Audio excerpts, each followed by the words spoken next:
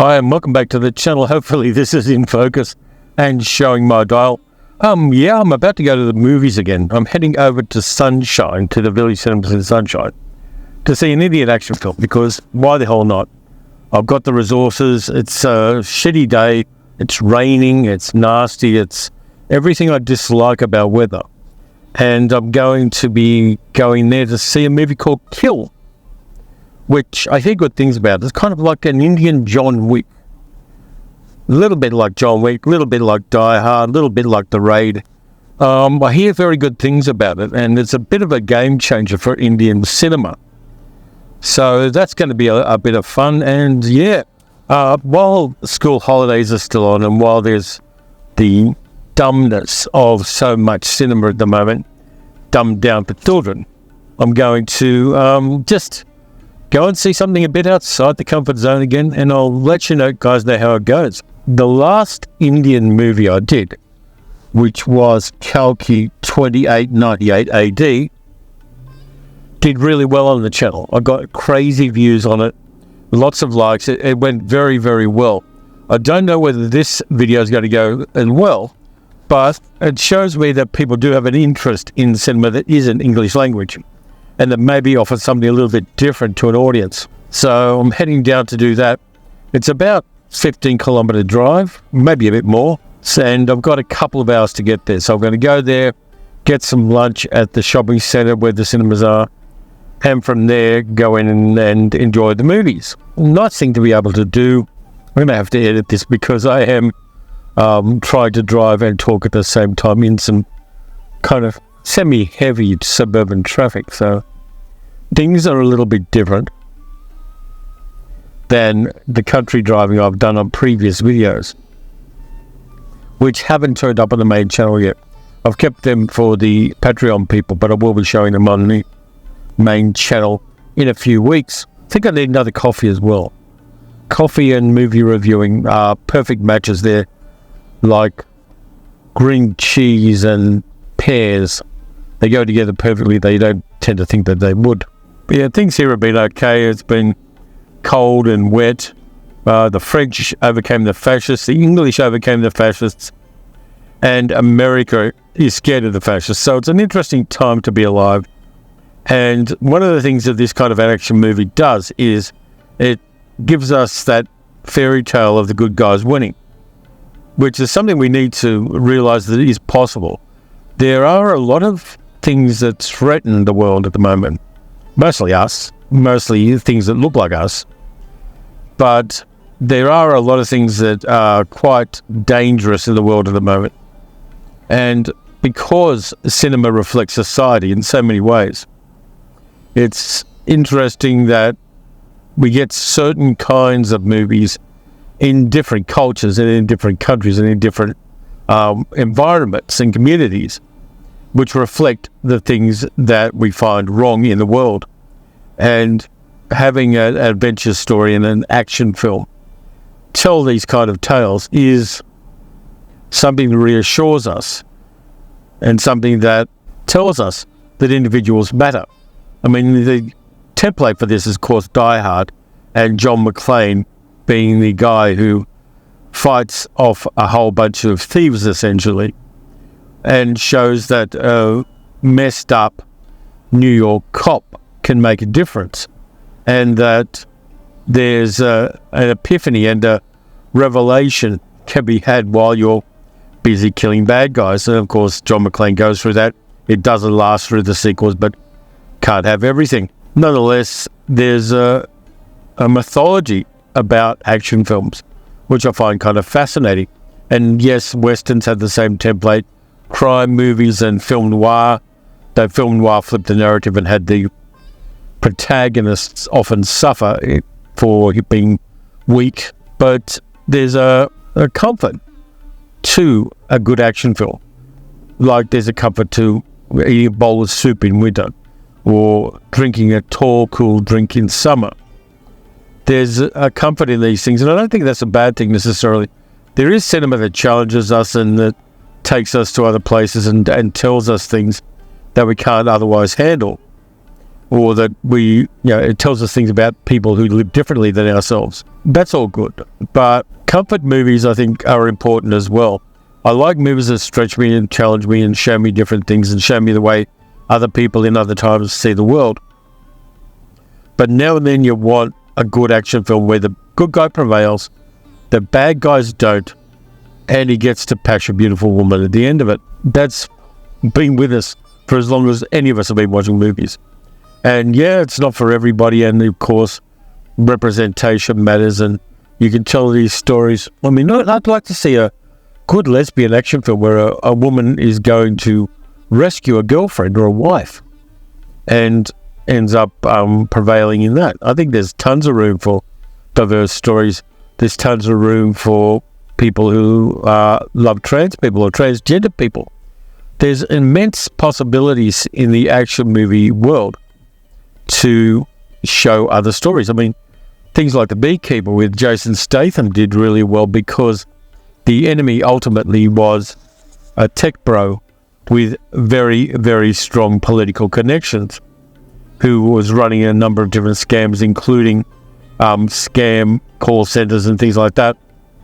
Well, that kind of stuff matters and means that the things we hate and the things we fear are the things that we often see reflected in an action movie. It probably showed in Die Hard that Americans were scared of not only the Nakatomi Corporation and Japanese hegemony in the corporate world in the 1980s, but Eurotrash thieves, which means, of course, they weren't looking at the problems they had domestically, but that's sometimes how it goes.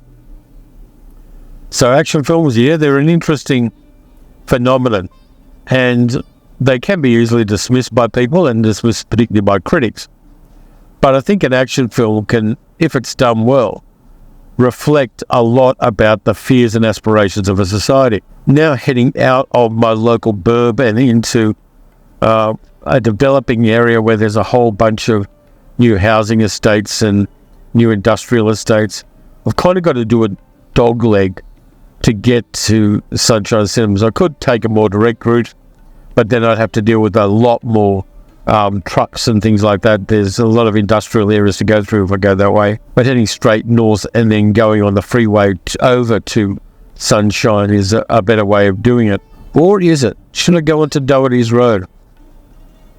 No, I'm going to keep it simple. I did the live stream yesterday, and there were a lot of people telling me how hot it was where they are, and fair enough too, because there's some egregious temperatures, particularly in North America at the moment, which are very worrying and potentially very lethal.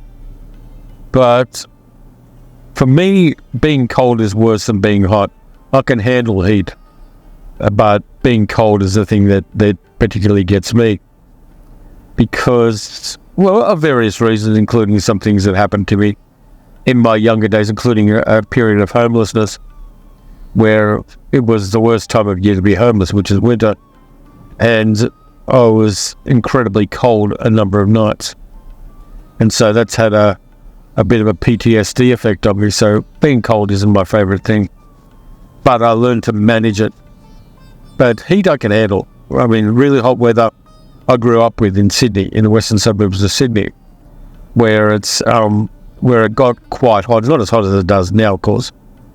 But it got quite hot, and I had to live with that, and I did. And we acclimatized to the things we're grown up with. Whatever environment you grew up with, that's the one you can best handle, I reckon.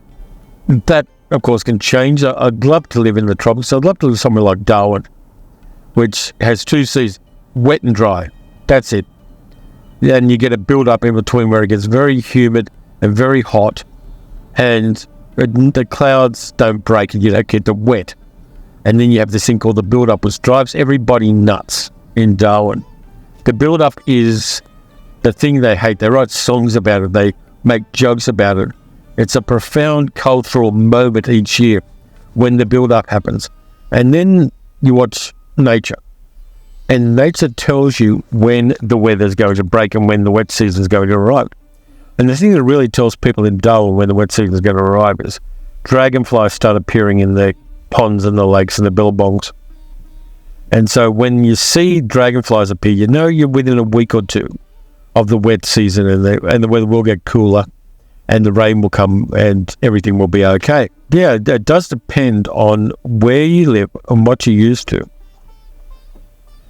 And I really like the fact that there is that variety around.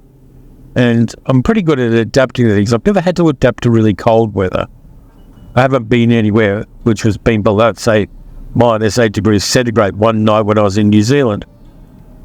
But apart from that, I haven't really had a lot of cold weather. So I'm not sure how I'd adapt to, say, a Minnesota winter or even a New York winter or something like that. Not sure how I'd handle that. But for the most part, I can handle really hot weather in deserts. I can handle cold temperate weather like we're having here now, sort of. But I can't really handle prolonged cold weather with short nights. I really don't like that.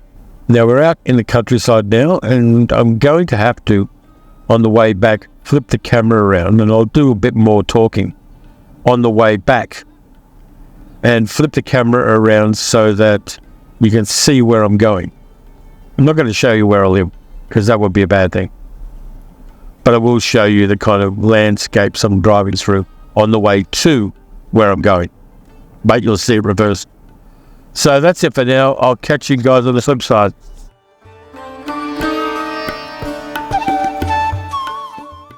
Okay, here we go.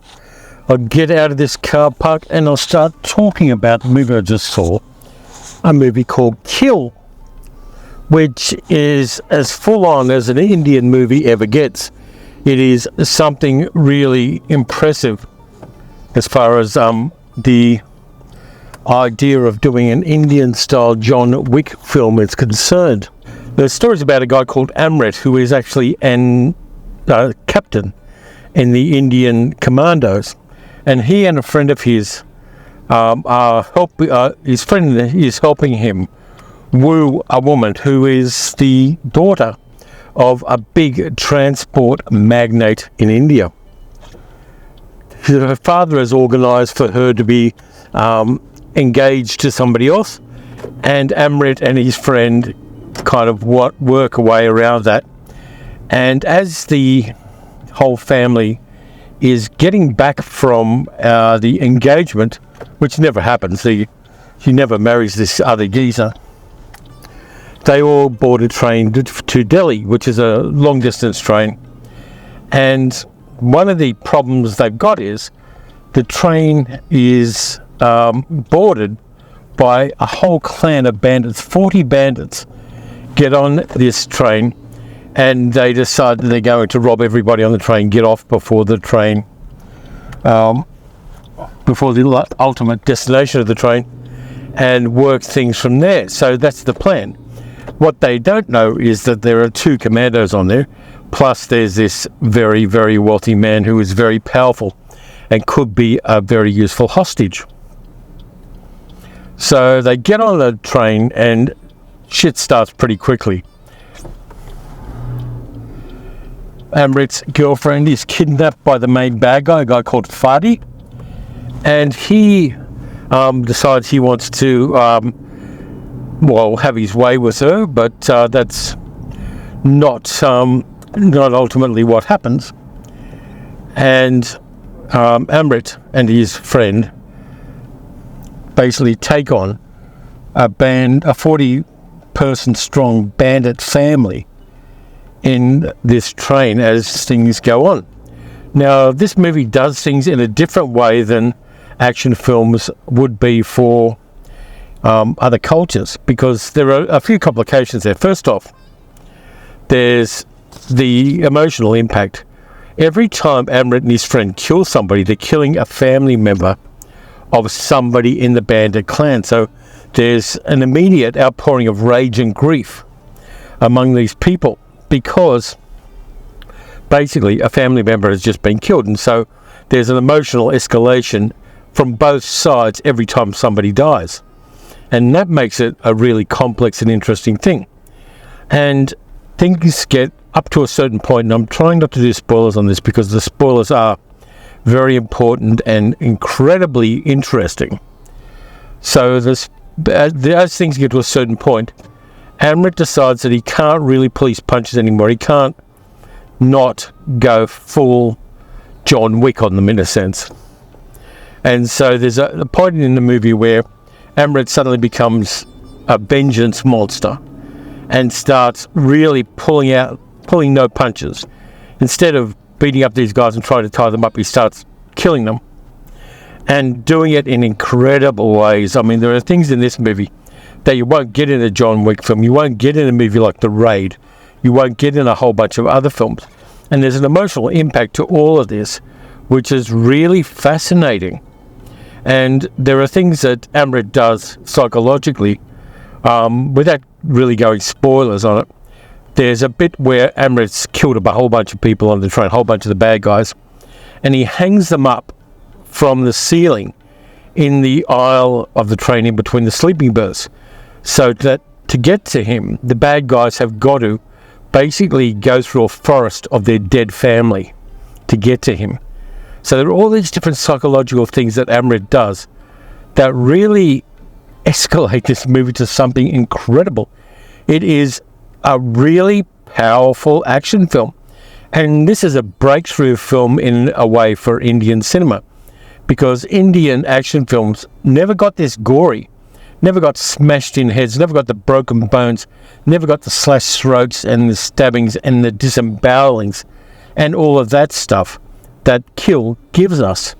It's probably going to be very confrontational to a lot of audiences in India, but from a point of view of a Western audience, it's like this is a full-on gore fest of an action film.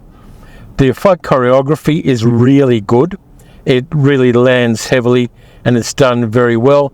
There are some fast cuts, but the choreography itself is fantastic. It really does take things to a level that I haven't seen in Indian cinema, and I've rarely seen in other kinds of cinema. It really stands equal to movies like The Raid and Raid Redemption from that point of view. And because it's coming from India, where these movies aren't a normal part of the cinematic culture, it's fascinating to see exactly how that plays out for an Indian audience. And obviously there are influences from other cultures. There's a very strong John Wick influence in this. There's an influence of The Raid and Raid Redemption and a bunch of other things. But this is very much an Indian film, and Indian culture is all over this. The acting is incredibly good as well. The actor playing Amrit is fantastic. The actress playing his girlfriend gives all the emotional beats you could ask for, and she's not just she's not a popsy who's there to just be a trophy at the end of the movie. Their emotional kind of rapport is very well demonstrated in this film, and I really like the way that it does it for that reason. This movie isn't going to be for everybody, I'll be honest with you. There's a lot of gore and guts and quite confrontational stuff in this, but it's a really interesting film for that reason. Now, when I went in the cinema, there were about 6 or 8 people in the cinema, so it hasn't got a big audience. The dialogue is in Hindi and it had English subtitles, so it wasn't Telugu this time like Kalki, but it was in Hindi. It's a kind of one of those films where you sit back and go, wow, what did I just experience? The ending is a little bit ambiguous. Now, I'm trying not to do spoilers because I really don't want to, but the ending is a bit ambiguous, but the movie is deliciously full on and deliciously action packed. And because it does give us something new for Indian cinema, I find it fascinating that it came out. I think that there's going to be a lot of people who will like it, and if it ever gets a physical media release in Australia, it'll sell like popcorn. And if it gets a release on streaming services as well, it will sell incredibly well, because it's one of those movies where it does what it does very well. It does what it does from the viewpoint of a culture that doesn't have a culture of this kind of movie. There is one song in it, but the song is over an action scene, and it doesn't really need the lyrics that are in it, whatever they are, because they didn't translate the lyrics in the subtitles. But yeah, this one is very interesting as an action film and as a full-on movie in its own right. And I really enjoyed it. I think it's worth checking out if you're into Indian cinema, or even if you're just into action cinema. You're going to enjoy this one a lot. It's mad in the best possible way. Now, as you can see, I'm driving home and heading home, and I'm looking forward to getting home for that matter. But yeah, I had to queue up a little bit to see the movie because there were a lot of people at the cinema because of school holidays. But everybody else was seeing movies with minions in them or anthropomorphized human emotion. But yeah, I thought, would I recommend Kill? If you like action films and you like action films that are full on and full tilt boogie, you're going to like this one. I think it's going to be definitely a movie to see. So, you want to check this one out? Definitely do. So that's it for this time around. You probably can't see all of out of the windshield because I've positioned the sticker that I put the GoPro to in a very bad position, because my fault. Sorry about that. And I'm now in some heavy traffic, which is always a bit wonderful. But thank you very much for watching the video. It's a bit unusual, this one, and I've framed it in an unusual way. So if you enjoyed the video, please like, subscribe, hit the notification bell, leave a comment. If you subscribe to the channel, it helps YouTube tell people that the videos exist and that what I'm doing is of value to people. So I appreciate that. You can also support the channel by becoming a channel member or by becoming a patron at patreon.com/TerryTalksMovies. Next up, we've got Science Fiction Saturday happening again, and I've got some good stuff for that. So until then, watch some good movies, watch some bad movies. Watch some movies, but don't watch them while you're driving in heavy traffic. And I'll catch you next time.